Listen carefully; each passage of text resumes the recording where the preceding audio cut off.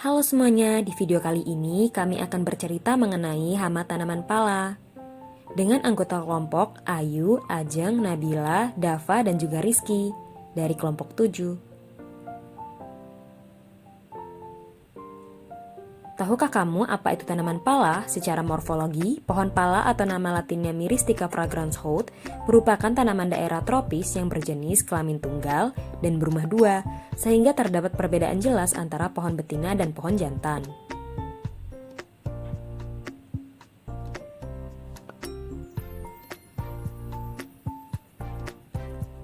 Pohon pala sendiri bermanfaat banget loh, bisa dijadikan sebagai produk olahan pangan dan juga sebagai produk obat dan rempah-rempah.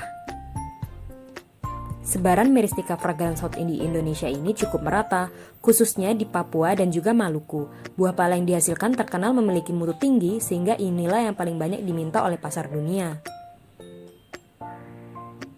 Organisme pengganggu tanaman atau OPT pala.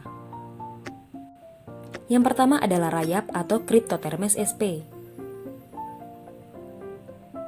Rayap berasal dari ordo Isoptera, famili Termitidae, dengan menyerang bagian batang pada pala.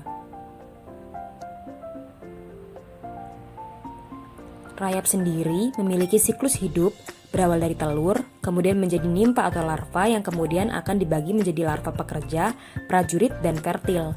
Dan rayap akan memiliki sayap yang disebut laron, kemudian laron melepas sayap dan menjadi ratu dan raja, kemudian bertelur lagi.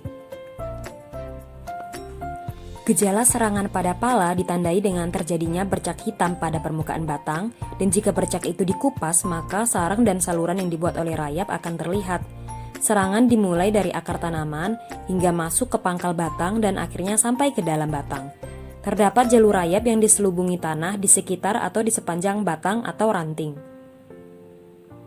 Biasanya pada kebun yang terserang JAP akan diiringi dengan serangan rayap sehingga mempercepat kematian tanaman.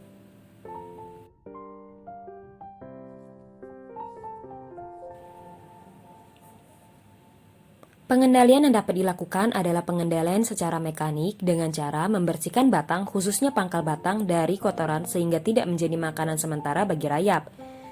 Dan juga perlu dilakukan sanitasi kebun untuk membersihkan tunggul tanaman sisa pembukaan dari lahan baru. Selain itu juga ada pengendalian biologi menggunakan jamur entomopatogen seperti Beauveria bassiana, Metarhizium anisoplie, dan juga Myrotecium sp.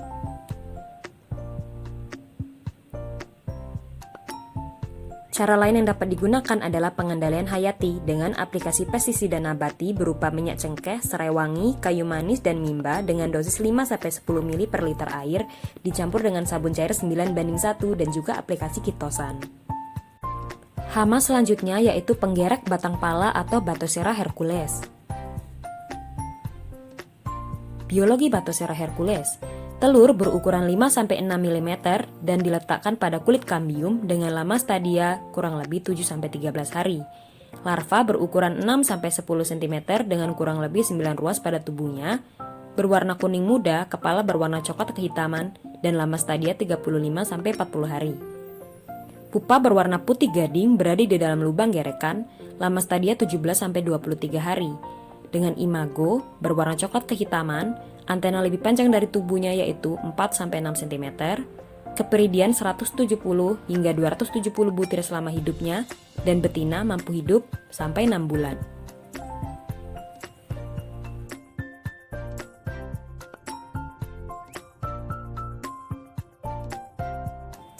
Gejala serangan Bathosera hercules pada tanaman pala dapat ditandai dengan ujung ranting atau kanopi mengering dan apabila dirunut ke bawah akan ditemukan lubang bekas gerekan. Diameter gerekan larva 0,5-1 cm dengan larva menggerek di batang di bawah lapisan kulit, dan pada permukaan lubang bekas gerekan atau di bagian bawah terdapat serbuk kayu bekas gerekan.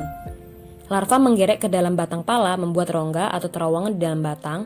Kedalaman gerekannya 1,5-2 cm, panjang 5-15 cm, arah gerakan memanjang dan kadang melingkar. Batang pala yang terserang akan lapuk sehingga mempercepat matinya tanaman. Pengendalian Bathosera hercules dapat dilakukan dengan cara sanitasi kebun dengan penyiangan gulma, membersihkan permukaan batang, membuang telur yang ada di permukaan batang, memangkas dan memusnahkan cabang atau ranting yang terserang, menutup lubang gerekan dengan pasa atau kapas dan dicelupkan ke dalam insektisida dengan bahan deltametrin, dan mengambil larva dalam lubang gerek dengan kawat baja yang terkait di ujungnya.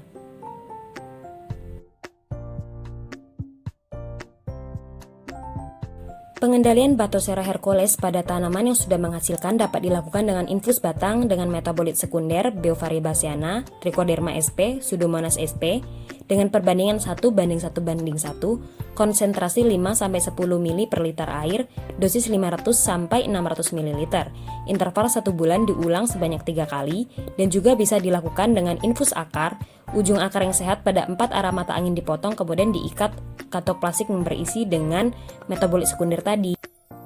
Sekian beberapa ilmu yang dapat saya share. Thank you so much for watching, dan stay safe and stay healthy.